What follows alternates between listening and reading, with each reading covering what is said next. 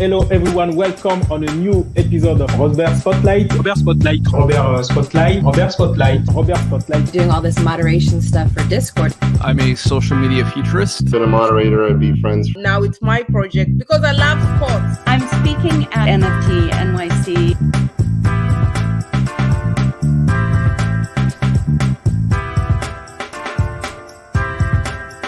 Welcome on the show.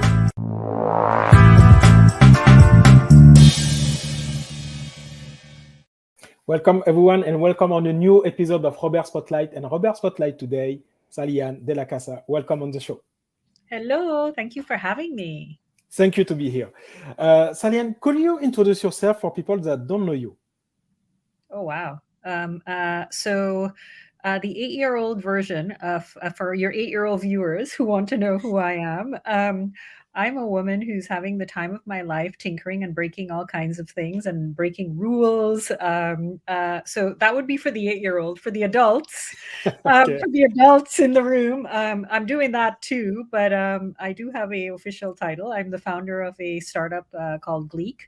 And we co-pilot innovation and problem solving and learning with 500 plus of the world's best experts. And we do it in all kinds of cool ways with NFTs, with my app, in live learning sessions. So doing some pretty cool stuff. Great.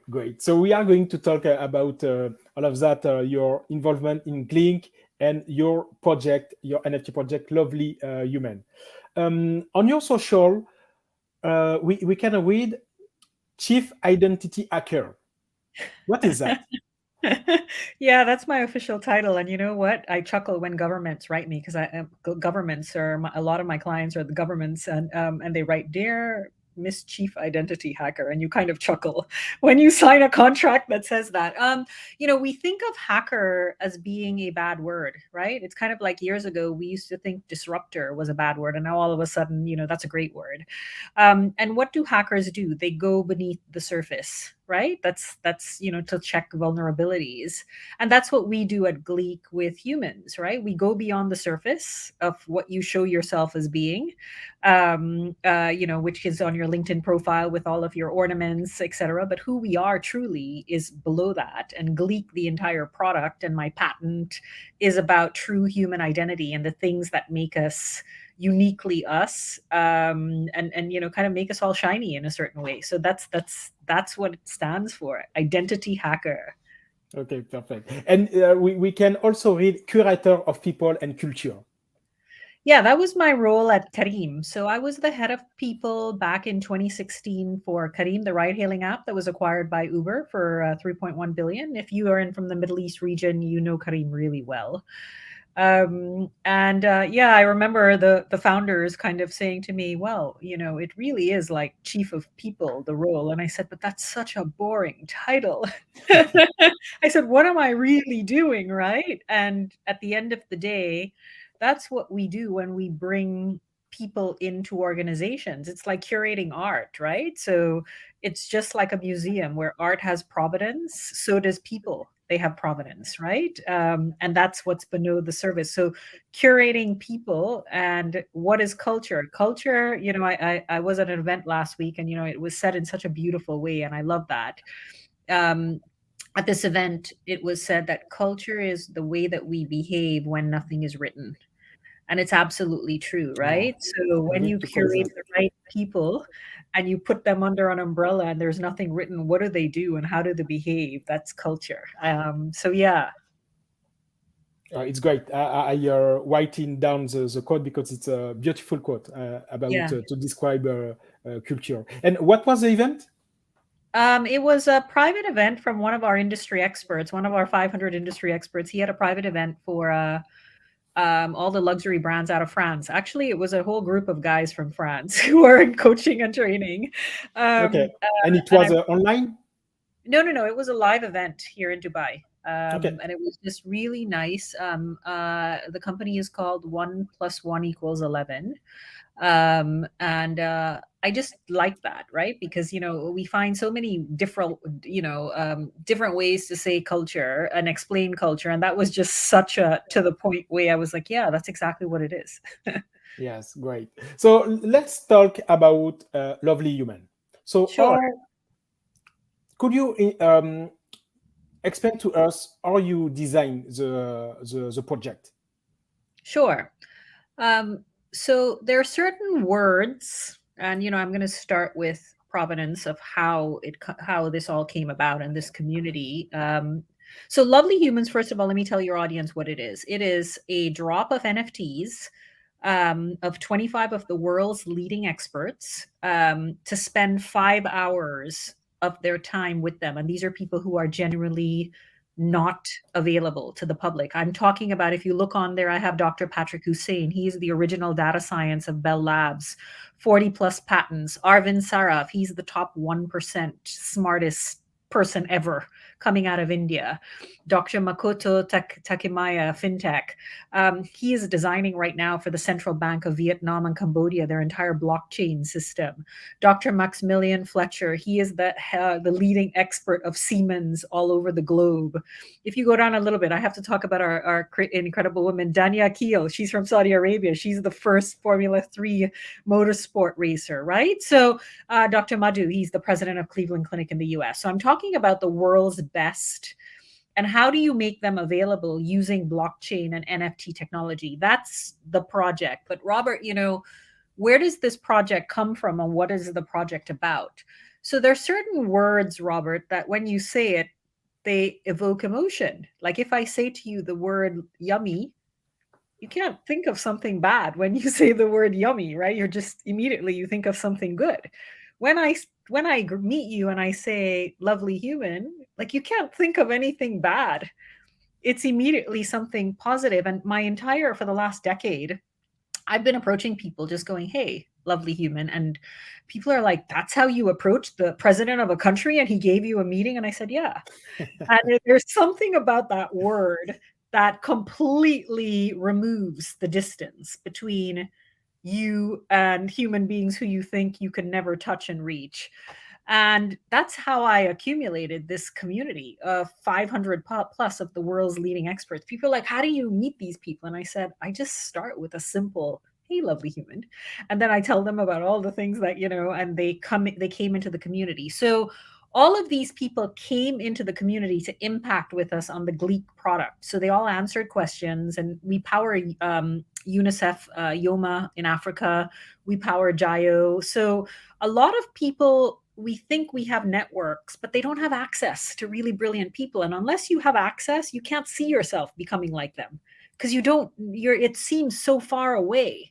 So Lovely Humans is an inclusion project where anybody can access the world's leading experts. If we are the average of the 5 people we spend the most time with, well, why don't you spend time with the world's best people and up your average? So it's a really simple, beautiful project, Robert. Okay, perfect. And so how do you meet these people? So you say that you said an introduction like, I, lovely human, but where are you going to meet all these people? Yeah, so we have a product. Remember, I have an underlying business underneath this, right? So we have a business that upskills people and teaches them through micro practices. So, if your users, they can go to our app and download it. A lot of our product is free. It's called GLEAC, GLEAC. And you can see where you can practice all kinds of things for 5 minutes in a day. And you get to see how 5 industry experts answer those questions. So it helps you. You get coaching from industry experts on the spot. So the first thing, Robert, is most of the most brilliant and powerful people in the world, they want to impact and make a difference to others. And if I can allow them, which I do through product, to do it to millions of people every day. So that's the first thing. They're very attracted, very smart, powerful people to the impact our product makes on the lives of others. So that's one. The second thing, how we attract them, is we build community really well. Community trumps content. So all of our industry experts are in groups together. They network. I have meetings with industry experts, and one of them, recently walked out with 5 board members out of the one meeting, right? So when you are inviting people to be part of, very smart other people and powerful other people, they want to be a part of that. And then the third part, Robert, why they come is we are a joyful community. right? There's a little bit of quirkiness and joy and breaking stuff in everything that we do. And it doesn't matter. You can be 60 and 55 and 70, or you can have the young ones in our community that are 15, 16, and 23. And if you create an environment where they can think and solve things together in a joyful way, people want to be a part of that. And the fact that we're bringing them into cutting edge technology, I mean, which 60-year-old thought he would be an NFT, right? So most of our world leaders, they all said, oh my God, my grandkids and my children think I'm like the coolest thing because I'm an NFT now. So we bring them into emerging technology with their friends in this very safe way. Okay, perfect. So here you express very well how you attract the thought expert. Yes. So it's first with helping them scaling with your core project. With GLEAC Sure. to scale their knowledge, expertise to the world. After it's the community and the joyfulness of the community. All these ingredients help you build the expert umbrella, right? Yes, and the fourth one that you missed is that we keep them on the cutting edge of what's happening out there. So, for example, last night we had a learning event about ChatGPT. So our experts are literally we give them access to the latest things, right? Because a lot of times we think it's only the younger generation who is in all of those things, but we make sure they're on the cutting edge of sustainability, AI, ChatGPT, right? So the fact that we are keeping those experts relevant in the most emerging things, working with the younger generation on it is kind of cool for them. Okay, great. And now let's talk about the customer, the people that want to buy these NFT. What can you say? Do you have already a customer base? Are you building that? So I mean, I can't tell you who it is yet because there's going to be a public announcement, but our collection was sold out completely to a government. And our buyers of our regular product tend to be innovation centers, innovation hubs. So companies and organizations that are looking to innovate and problem solve, and most of them are. Every company is going to be faced right now with having to learn and innovate in fintech, right? And blockchain. That's going to affect every business directly or indirectly. So a lot of the banking sector. AI and data impacts everybody across the board. Then you have ESG and Web3. So we choose very specific segments, Robert, the innovation arms of those organizations and verticals we go after in terms of our buyers. So it's a very specific buyer that we have. Okay, and so you have designed specifically who can be the perfect match to buy these projects, right? Yeah. And for now, it doesn't mean down the road, Robert, that our NFT marketplace will be more open, that anyone can buy. But when you have this level of experts, because remember, I have the world's best. You want to make sure that they're working on projects that can impact and change the world. Right? You don't just want someone buying the NFT who has a lot of money and not really use that expertise for anything. Now, that does not mean, Robert, at the end of the year, these are our first collections. Our first collections are just 25 industry experts in very specific verticals. We drop another one in March, and we're adding 2 verticals. We're adding ChatGPT and marketing, and we're adding cybersecurity. So it's very specific type of buyers, but at the end of the year in our roadmap, we may open it up to more verticals where we're not vetting so much who the buyers are, right? Because we're the only ones in the world with this model right now. Clearly, the fact that it was completely bought shows that we have a viable business, a product. And now we just need to see where we're taking that particular product. Okay, makes sense. And you are saying that you sold out.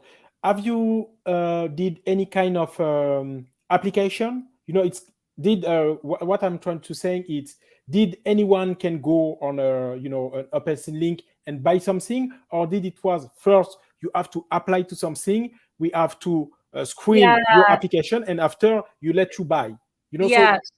Absolutely. So what we did, it was a very close. So we put the price extremely high. It was $25,000.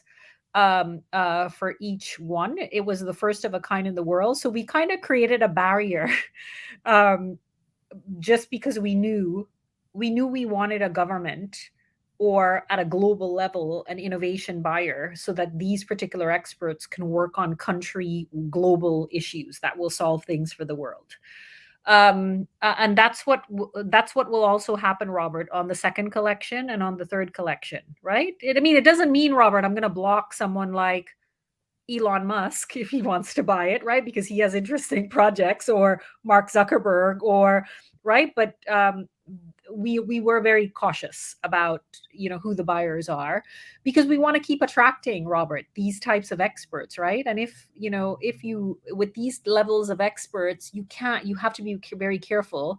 And there was built into the NFT, Robert, that our experts can cancel if someone bought it for some reason. Let's say someone decided to pay the crazy amount of money and bought it, the expert had the right to cancel within the first half an hour of conversation and refund fully the individual. So we gave our experts that right, to just kind of create a filter. We had to create a filter. When you're talking about people's time, Robert, and reputation, and you're talking about, at a global level, that's something you have to be really careful with, because they've entrusted us with that. Their time and reputation is something, I think, that is something you can't get back. So we made sure that we gave them the control of it. Okay, and if you can talk a little bit with the tech aspect, so what have been done to enable all of that, to enable the screening on the application, and after to let Sure. could you talk about the tech aspect? Absolutely.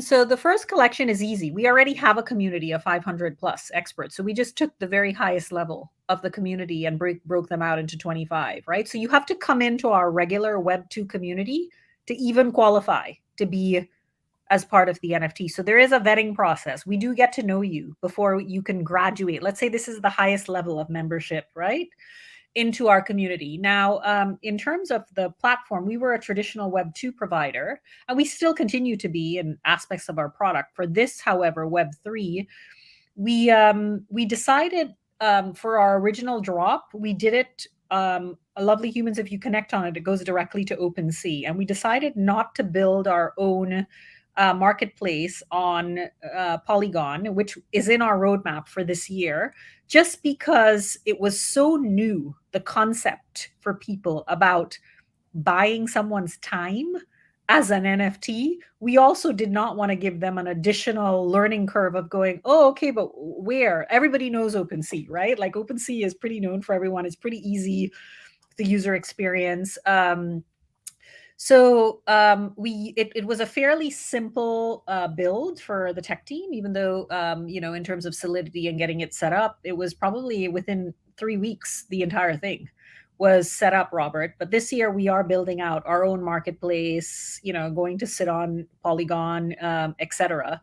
But what I do have to tell you is, even though we chose OpenSea prior to us doing our drop, so we learned the hard way. Mm-hmm. I saw it. The week before, there were like 4 copycat accounts. Yes. Right? It was just nuts. Like the guy, and we didn't even know. We had like someone from Cointelegraph tell us, going, which one is yours? And I'm just like, what are you talking about? It was really incredible to see the amount of fraud that I literally shut down the Discord channel because I realized it was coming from Discord. Mm-hmm. It was all of these things that we were not aware of as a traditional business that we got exposed to, that I wish we didn't have to. Okay, perfect. And basically right now, so you have detected a security threat, right? So I don't think it's a security threat. What I do think is that the NFT traditional marketplace that happens a lot on communities, on Discord and Telegram, a lot of people will tell you there are a lot of flippers in that community. And, a lot of questionable and, fake NFTs and all kinds of stuff happening in there. It's not our audience, right? So the mistake, I think, my team did is they're like, oh, we're going into the Web3 space. We should have a Discord channel. Oh, we should be on Telegram. We should be on but we're a different audience in the space, and more big corporates are going to get into the space, and it's not going to be the traditional flipping art type of community. So I think it was going into the wrong community, kind of introducing the project. It really was. I mean, when you think about it, who is the buyer? It's corporates and governments. Still, they're not on Telegram, on Discord, right? Yes, I get that part. But when I was saying about the security threat, it's because someone was trying to impersonate your project. Exactly. Which is So- the big issue on in the Web3 space as a whole, right? Identity, right? It's identity is the number one thing, and you couldn't even figure out who it was. So even though you complained to OpenSea, you couldn't really kind of track through the account who the person is. It's awful. Yes. Okay. And did you keep your Discord server? Is a Telegram? No, we as shut well? it down. Yeah, we just Shut down closed. everything? We just closed. I mean, closed meaning like, we just stopped communicating, because what we realized is that it was coming a lot from that. As I said, it was such a closed marketing, and a government, that those kinds of NFTs is a particular kind of buyer. So the fact that people thought that they can flip it other people's time, it's a utility NFT, it's not art. Someone had to, set up, you have to have a system to set up the time, all of these things. It was just, we just stopped communicating on Telegram, and, we kept it to our, traditional Web2 comms, which worked out perfectly fine for us, Robert. Okay. And where do you gather your community? So our community gathers in different places, right? So we have, this week we have learning sprints that happen at the last 2 weeks of every month.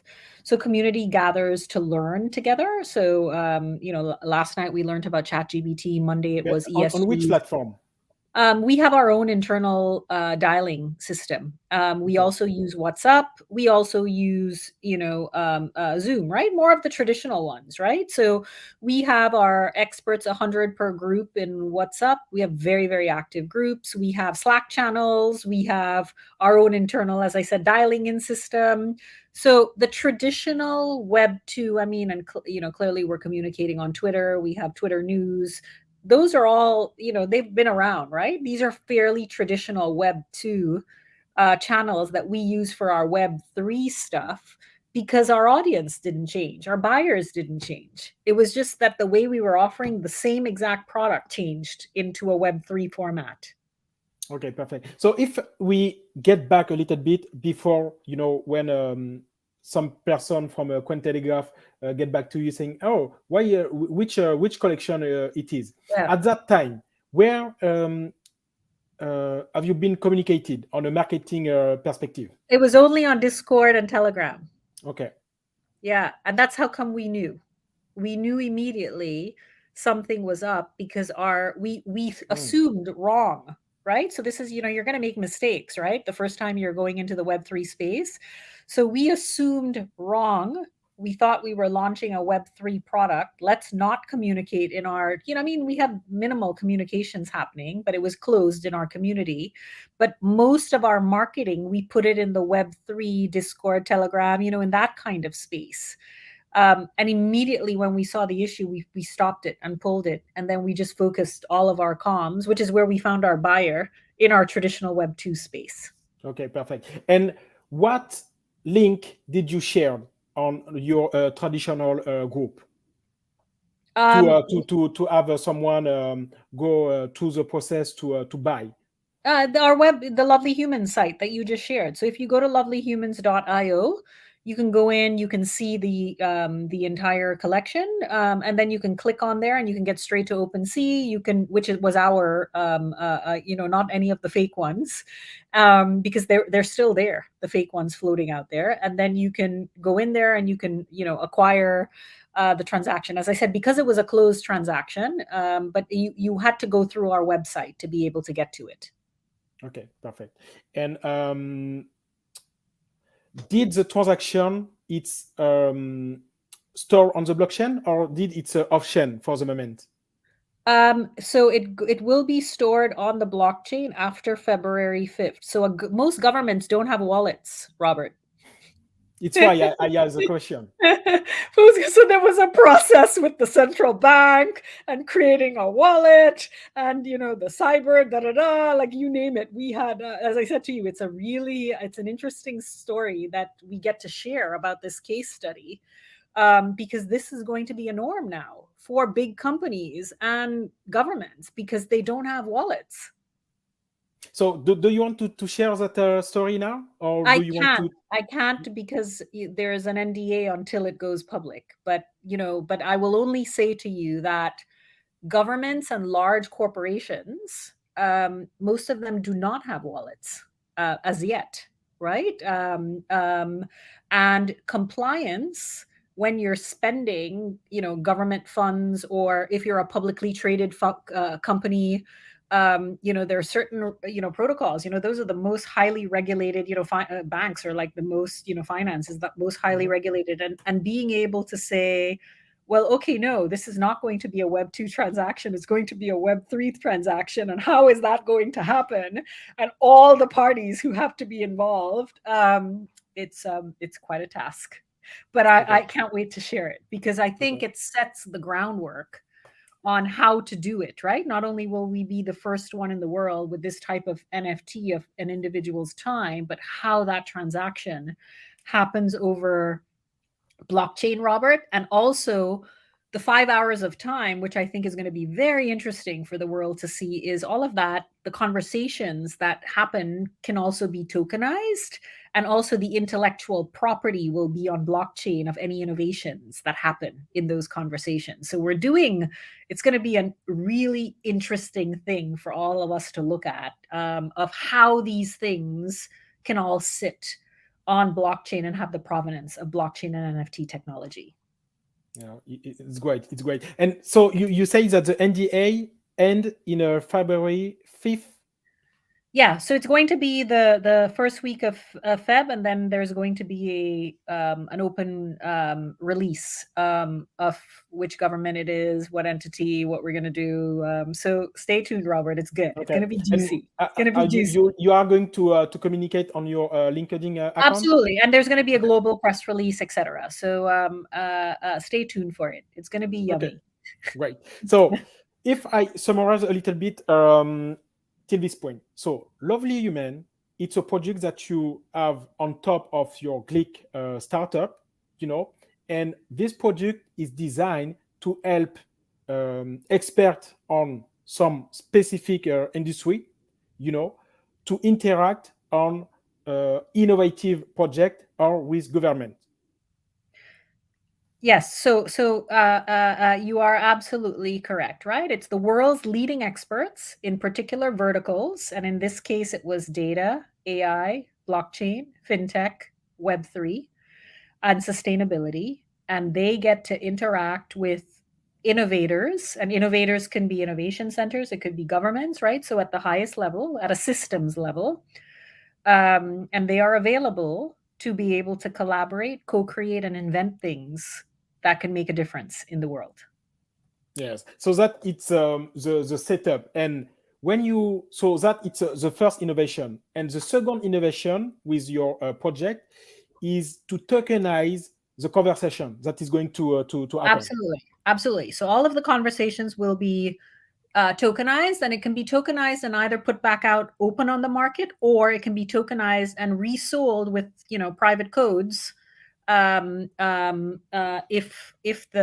the original purchaser and the experts agree, right? So they will agree on that in terms of the value of those conversations. Right. It's very innovative. It's the first one that I heard a project like this. Have you been alone working on that, designing the concept? So, I mean, clearly this is my patent, right? I'm one of, and I share this with great humility, but I should always share it because I think there should be more women. I'm one of 4% of women in the world that holds a patent on measuring human ingenuity and human skills, and how we will teach it one day to agents. And agents can be AI. So it could be one day these conversations can train ChatGPT, right? So that has always been my entire body of work as an individual. Everything I've done has always been about how do I make sure humans are always included, regardless of race, education, where did you come from? I come from the Caribbean. I'm afforded all of these opportunities in life, but many people like me are not. And how do I make sure they're seen? Because they can be way smarter than I am, and way wiser, and way street smarts, and you name it. So inclusion has always been at the body of the work. How, to bring it to life in terms of all of these different forms. I mean, clearly I have a tech team, clearly I have a product team. But I think the spirit of everything that we've done, whether it's GLEAC, when people look at our Web 2 product and they're like, you have an app that when I learn, I get to see how other people do it. It's almost like a cheat sheet, right? It's so simple, the concept, that most people are surprised. And I said, wouldn't you want anytime you learn somewhere, you get to see how other people did it? Because that's how we learn. We learn by mimicking. That's how we learned as children, mimicking others. And yet as adults, we think we have to do it alone. I don't know why. So the fact that I can, through the product itself, app, I can allow you to mimic. And then through live learning, I allow you to access people you would never have access to. And now through NFTs, I allow you to innovate at a country level and a systems level and create patents and copyrights with people you never thought in a million years you would be in the same room with. If you look at it, there's a thread, Robert, of inclusion always, and human ingenuity and wisdom always in it. So I will take credit for that part of it, but all the other part, it takes a village, right? It takes a village and a team to. So I have some of the smartest people around me working with me. I'm very blessed to have, really have incredible talent, very attracted, a young talent, attracted to the body of work that we're doing. I mean, this body of work is our preservation of who we are as humans, right? Especially with ChatGPT out there. Okay, great. And what do you do to meet, this kind of people? So I'm sorry, I'm going to rephrase.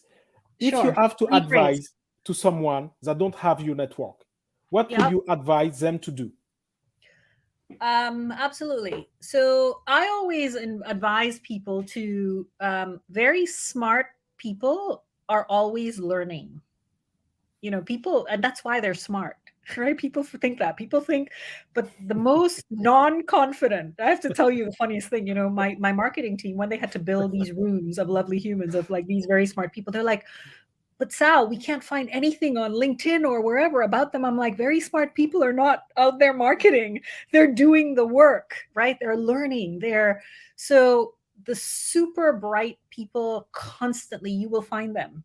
They're learning. So I invite people. The first thing when people go, oh, we would love to be part of what you're doing. And I always go, start coming to our learning sessions, start networking with the people within the community, start having them see you. So I would say your curiosity and your learning and your desire to learn is probably the first thing that determines the type of network you're going to have.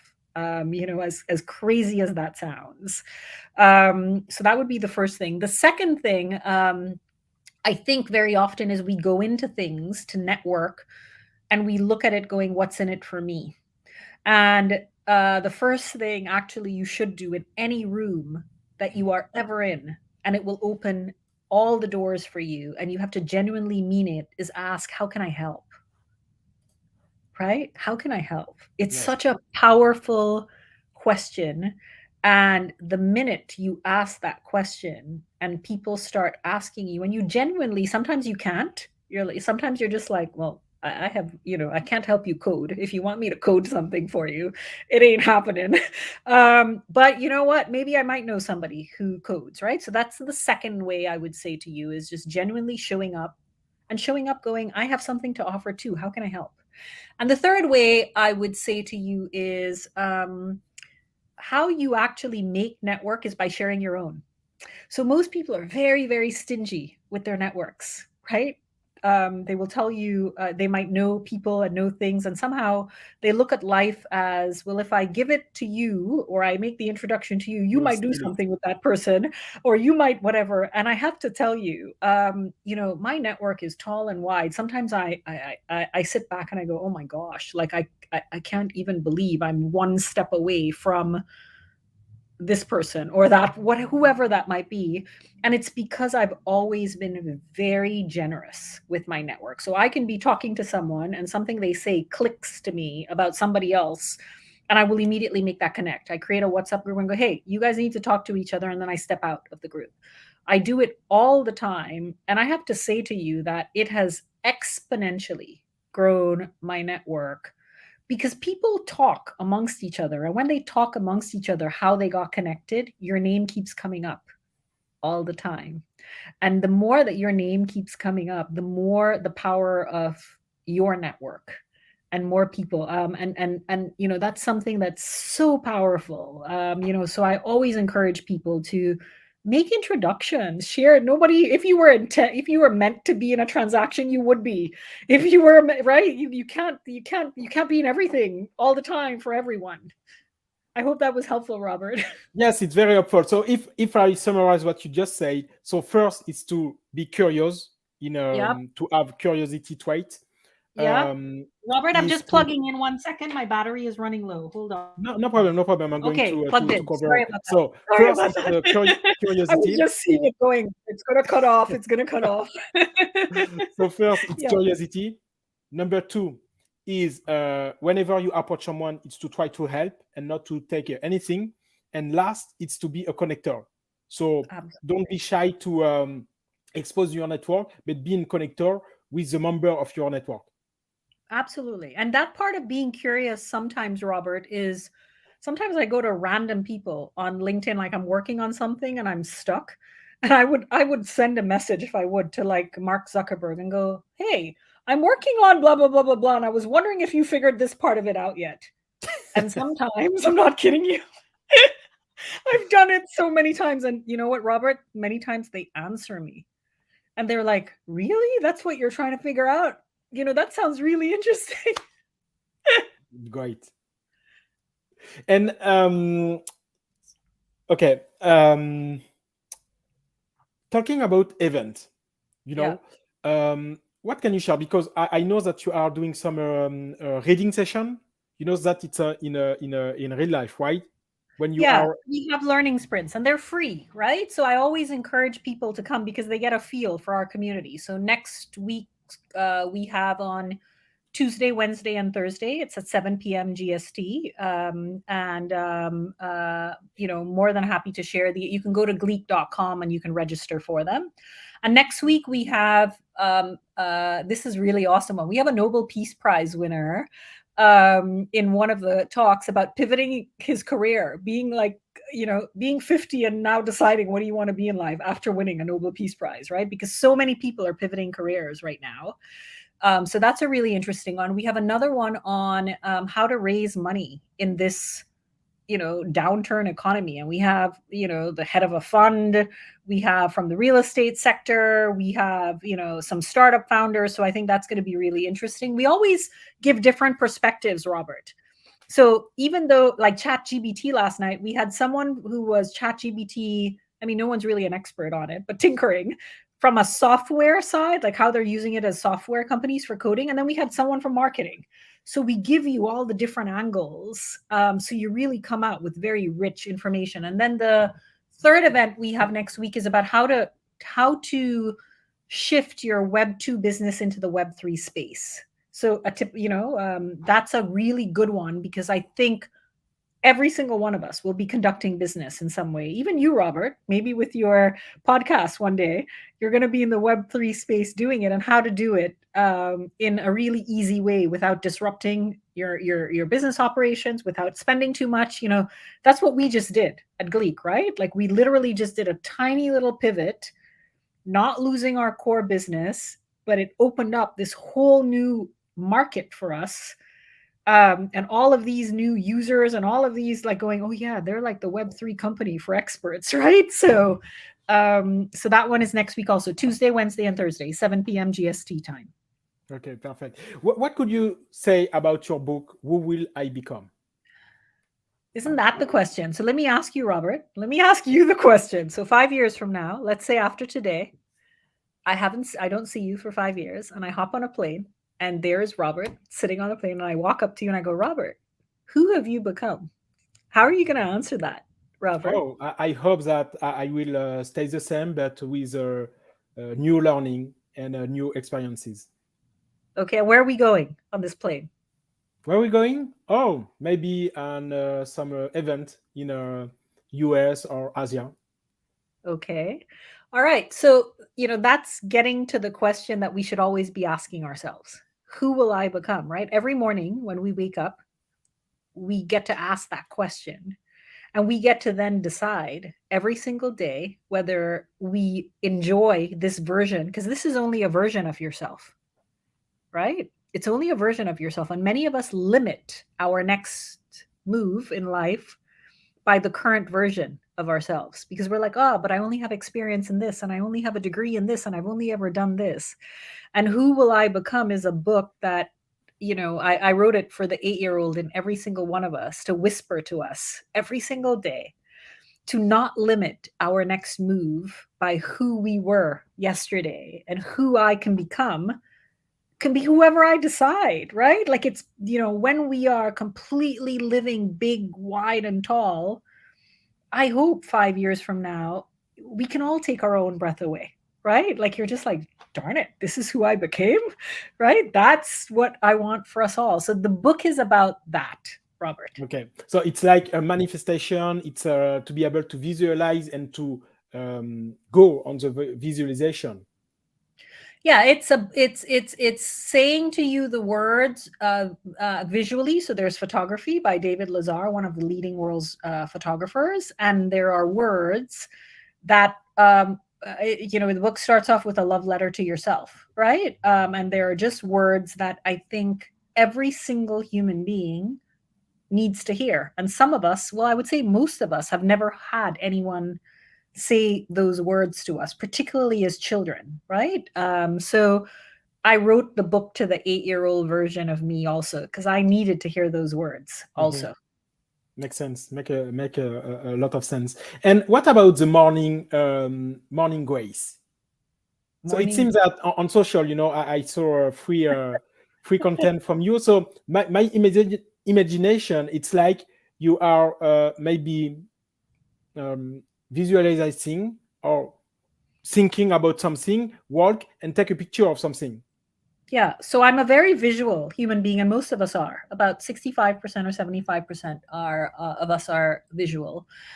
And when I do things like morning grace and evening grace, and I normally put like either some kind of photo of nature, it is just a reminder to all of us to just stop and look up and look around, because we're sometimes our head is just down, that we don't, we're just going through the motions of our lives, and taking a moment of grace to go, I'm alive, I'm here, is just so important.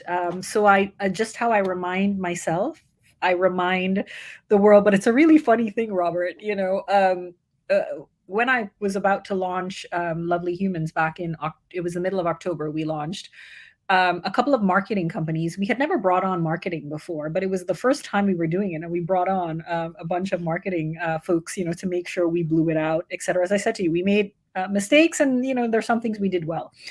And I think they were screening my LinkedIn, and one of them came to me and they said, and we need to stop this LinkedIn thing of yours of posting these morning great, like it needs to be professional. And I just sat back and I go, clearly I am not changing who I am and how I show up in the world for your marketing needs, that I'm not matching, the criteria. I was like, I'm going to put my bird pictures and my nature pictures with my morning grace, and the team just started laughing. And I said, clearly I was not the ideal client.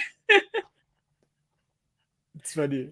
It's funny. And when the picture, are you taking the picture yourself, or do you take the picture online?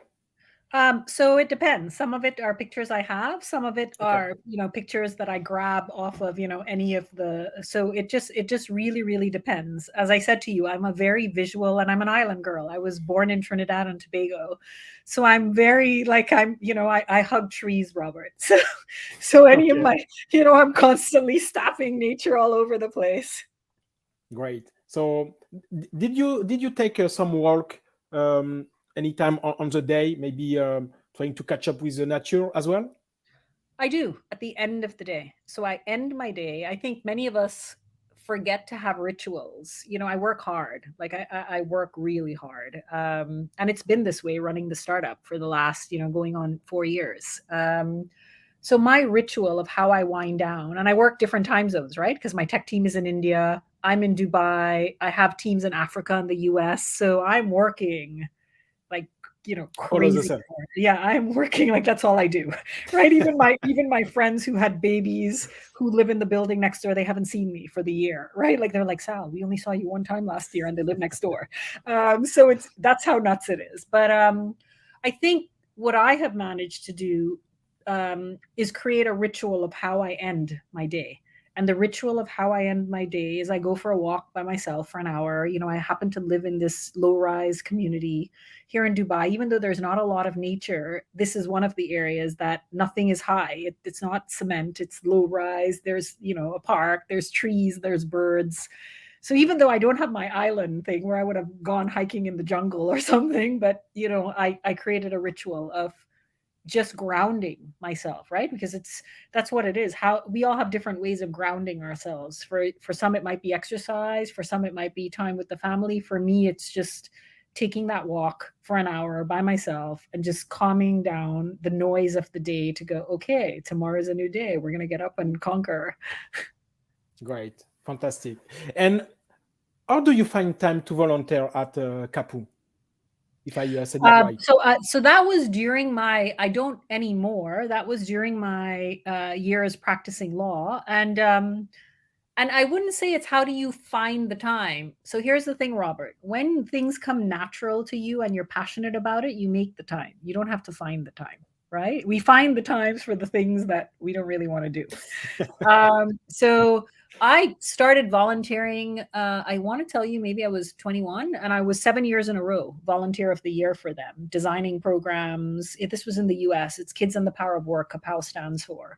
I just genuinely love teaching and connecting. In many ways, GLEAC is just an extension of that, right? GLEAC, as I said to you, my entire body of work, there's, I can look back and go, it's all connected. Like it's all connected to get me here.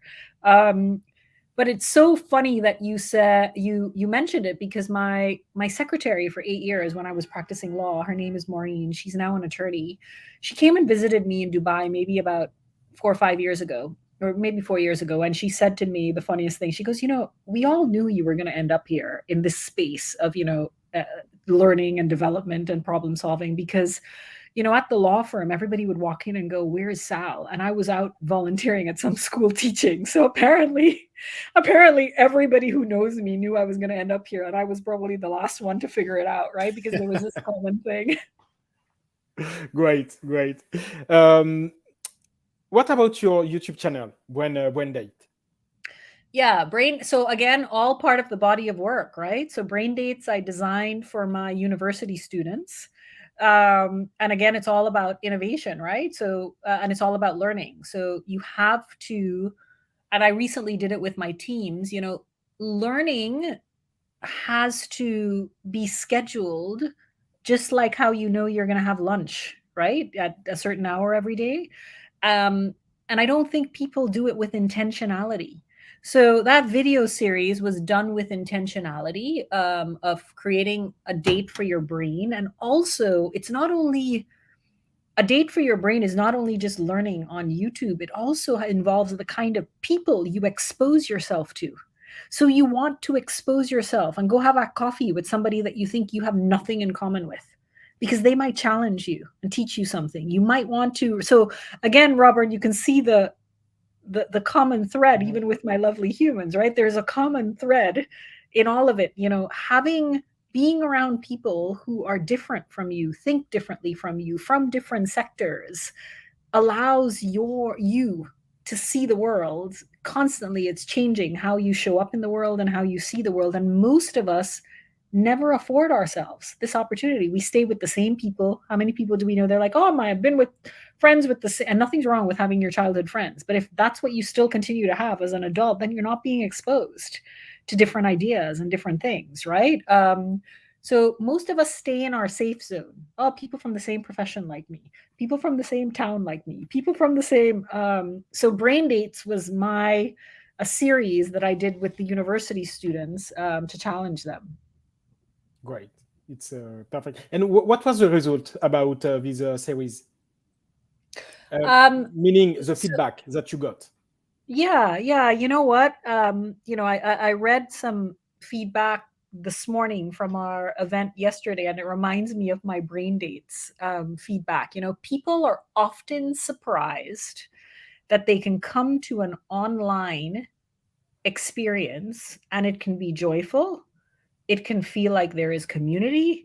They come out of it feeling positive, because most of us, remember, we don't do the grace.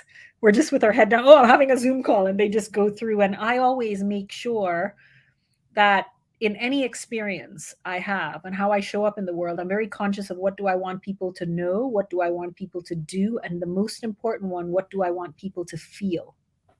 And most people miss that because we're going through our check the box, right? And it takes intentionality in terms of what do you want people to feel, right? So I would say that most of the things I do, whether it's online or live, because I, with intentionality, think about how I want people to feel, people react, because they're taken aback by that. They're surprised by that part, because most of us, we don't really do that. So that's one of my superpowers, Robert. I have things. I have a long list of all the things I'm really bad at, but that I'm really good at.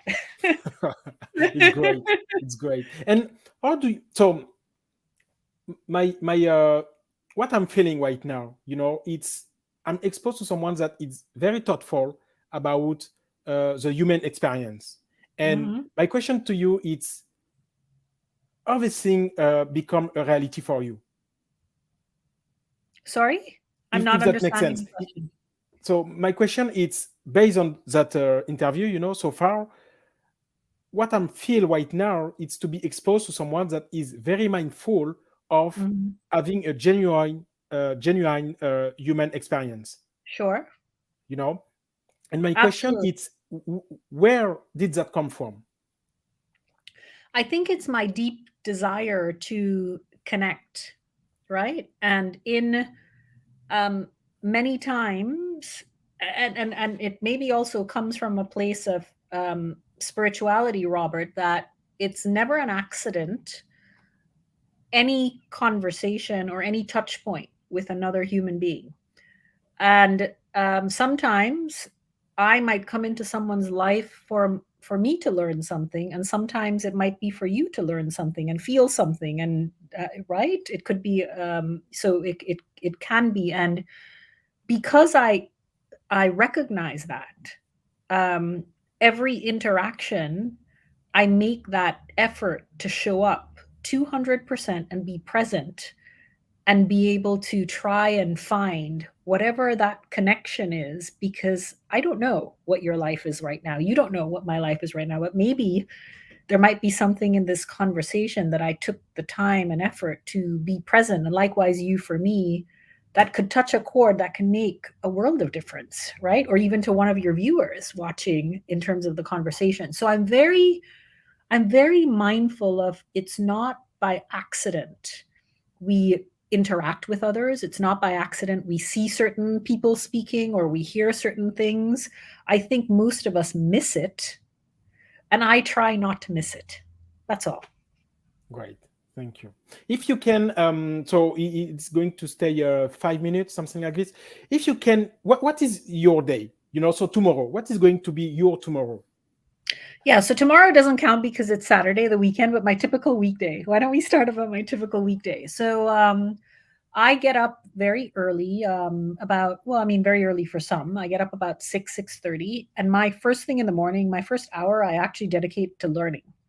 So I'm a nerd, Robert, right? Like, so for other people, it might be exercise, it might be whatever it is their first thing is. For me, it's learning. My number one core value in life, in work, is learning. When I'm learning, I'm alive. So I actually learn for about an hour. And then at 7:30, I wish I could tell you I enjoy exercising, but I really don't. Like, I hate it. I just hate it. So, so I don't exercise in the morning, but from 7:30 to like 8:30, I'm with the family. You know, I'll have coffee. You know, chitter chat. You know, all the regular stuff, and then my day starts at about 9 or 10 o'clock. Right? It just depends, right, on my teams, and I dedicate the first half of my morning. So I'm a morning person. I learn, and the most important work, deep work, I have to do in the morning. I can't do it in the afternoon. So because I'm leading a startup, most of my work is outward facing. I'm bringing in business, checking up on, so all of that deep work around, the state of play of the company. I don't do internal meetings with the team, but the state of play of, okay, who am I going after? And remember, my clients are governments, et cetera. Like, so I do that work until about 11:30. Then at 12 o'clock, my schedule opens up for the rest of the team and my calendar for everyone. So at that point, anybody, whether it's from product to tech to marketing to, some sales team want me on their sales calls, I'm at everyone's disposal for several hours during the day. This is providing I'm not in meetings, right? So, my calendar gets blocked for meetings. I am not an evening person for learning and working. So the evenings has to be light for me, calls, etc. And then I also teach, right? So those sprints I'm teaching, I love teaching. So I do those sprints, and then my day ends fairly early. I mean, by 7, 8 o'clock, 9 o'clock GST, my day ends. I go for my walk, and then I'm in bed. Like, hold on, I almost feel like an old lady. I'm in bed by like 10:30. It's great. So it's a deeper day. Yeah, it's a deeper deep work. The morning. The first thing, it's learning. Yeah. Deep work on the outside attention. Yeah. And after the afternoon, it's internal. Yeah.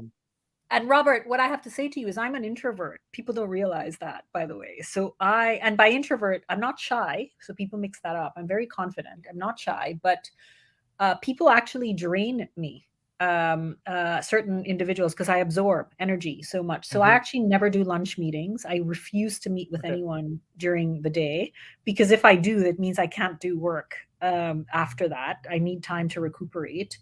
And I also never take client meetings kind of during the day. COVID has been great for us because many of it you can do, by call. So I really try to, I design my day. I don't let the day design me. I design my day knowing who I am, knowing what I need, looking at all the stuff that I need to get done, going, okay, no, that can't happen. And I just took a big step, Robert. I just hired a COO to co-own my role with me.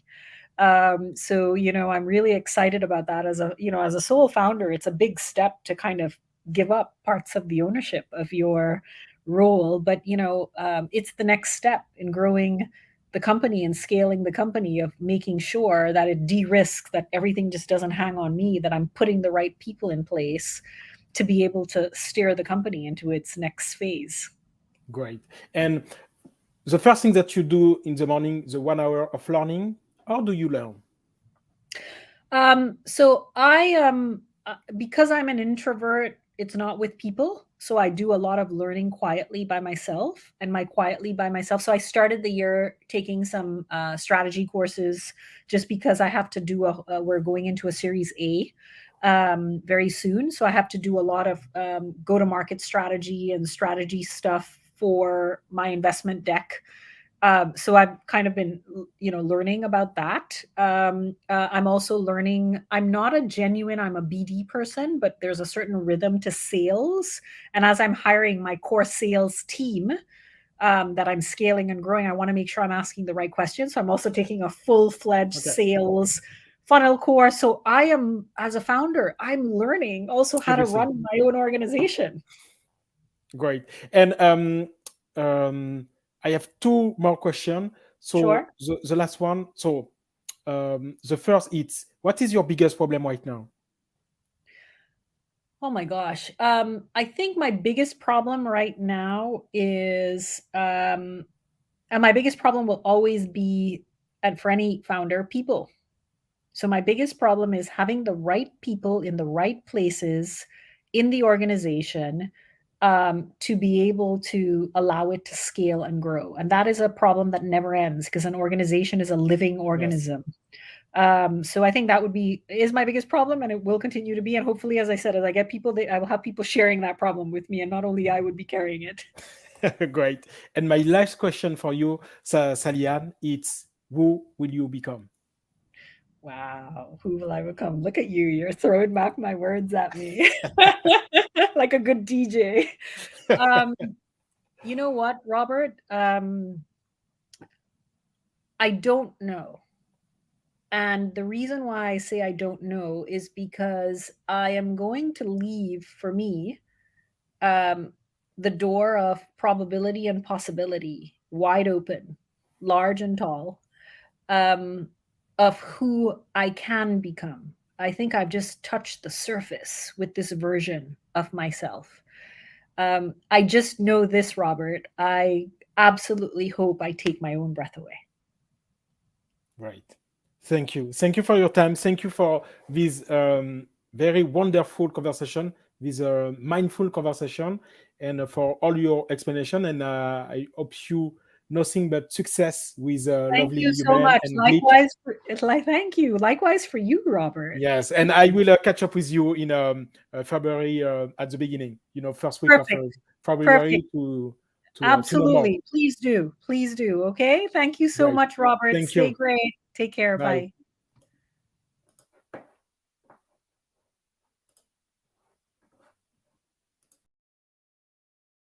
Bye.